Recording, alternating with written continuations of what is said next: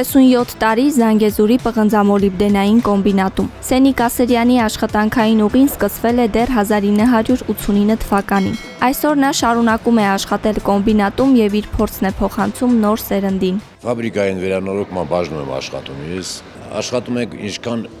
ներուժ եք դնում մենք, հենց տեղում չթողնենք, որ վթարը մեծանա։ Փականագործ Սենիկ Ասրյանը զբաղվում է սարքավորումների վերանորոգմամբ։ Նրա աշխատանքից է կախված արտադրության անխափան ընթացքը։ Դժվարություններն, ասում է, հաղթահարելի են, երբ թիմում կա փոխադարձ վստահություն։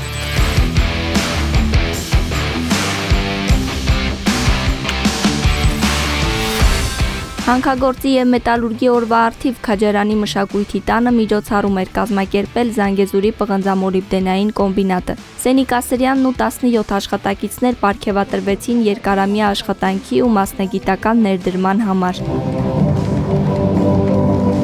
Կոմբինատի աշխատանքն ու տարվա արդյունքներն ամփոփելիս ընկերության գլխավոր տնօրենը նախ շնորհավորեց ԶՊՄԿ-ի աշխատակիցներին, ապա խոսեց արտադրական ցուցանիշների աճի եւ առաջիկա ծրագրերի մասին։ Անցած 1.5 տարվա ընթացքում շուրջ 50 միլիարդ դրամ է ուղղվել սարքավորումների ձեռքբերման ու արտադրական ակտիվների արդիականացման նպատակով։ Սա ընկերության համար ներդրում է ապագայի մեջ։ Այս տարի կարևոր առաջընթաց է գրանցել նաև կորպորատիվ կառավարման եւ կայուն զարգացման ոլորտում։ Զանգեզուրի պղնձամոլիբդենային կոմբինատը դարձավ Հայաստանի միակ ընկերությունը, որը միացավ ՄԱԿ-ի գլոբալ պայմանագրին։ Վերջին 2 տարվա ընթացքում ընկերության ESG վարկանիշը բարելավել է 20 կետով, գերազանցելով համաշխարհային հանքարդյունաբերության միջին ցուցանիշը։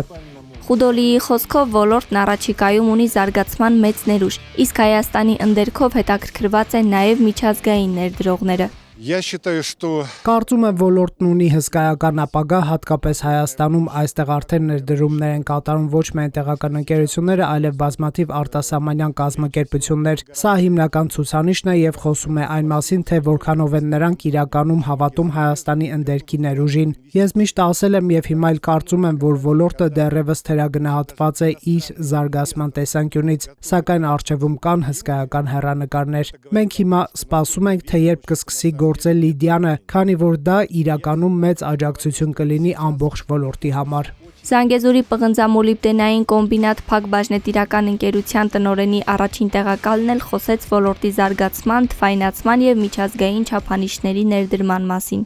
Մենք անում ենք աննախադեպ Հայաստանի մասշտաբներով աննախադեպ ծրագիր, թվայնացման ծրագիր, որ ամբողջ որը սկսել ենք մոտ 2 տարի առաջ եւ շարունակական այդ ծրագիրը իրականացնում ենք թվայնացման եւ իր ծավալներով, իր նշանակությամբ աննախադեպ է, որի արդյունքում երբ որ ավարտենք մի քանի տարի դեռ պետք է, մենք ունենալու ենք լիարժեք թվայնացված, ավտոմատացված արտադրական շղթա։ Ընկերության տնօրենի առաջին տեղակալի խոսքով շարունակվում է նաև կոմբինատի տեխնիկական վերազինումը։ Ձեռք են բերվում նոր մեքենաներ, արդիականացվում է հարստացուցիչ ֆաբրիկան։ Եվ Զանգեզուրի պղնձամոլիբդենային կոմբինատը եւ մնացած բոլոր մեր գործընկեր կազմակերպությունները գրանցել են աճ, որովհետև դա պայմանավորված է եւ լավ արդյունքներ կա արտադրական առումով եւ նաեւ պղնձի մոլիբդենի եւ ոսկու գները շատ բարձր են համեմատած նախորդ տարիներին։ Այսինքն ես կարծում եմ այս տարի կամ մյուս տարի կլինի ռեկորդային տարի մեր ոլորտի վճարված հարկերի տեսանկյունից։ Հիմա մենք օրինակ կարևորագույն մի գործընթաց ենք սկսել, միջազգային կայուն զարգացման ստանդարտներ ենք բերում, որի մեջ նաեւ ներառված են ստանդարտներ, որոնք վերաբերվում են շրջակա միջավայրի ազդեցությանը։ Այս տարվա միջոցառումը միայն մասնագիտական ամփոփում չէր, այն նաև հնարավորություն էր ներկայացնելու Սյունիքի մշակույթն ու մարդկանց։ Միջոցառման շրջանակում բացվեց Զանգեզուրի պղնձամոլիբդենային կոմբինատի լուսանկարիչ օպերատոր Նվեր Զելյայի ցուցահանդեսը։ Ավելի քան 3 տասնամյակ նա իր տեսախցիկով պահպանել է Սյունիքի մարդկանց բնության ու պատմության դրվագները։ Շնորհակալություն եմ հայտնում բոլոր այն մարդկանց, ովքեր օժանդակեցին, օգնեցին։ Առանձնահատուկ շնորհակալություն Զանգեզուրի պղնձամոլիբդենային կոմբինատի ղեկավարությանը եւ մեր թիմին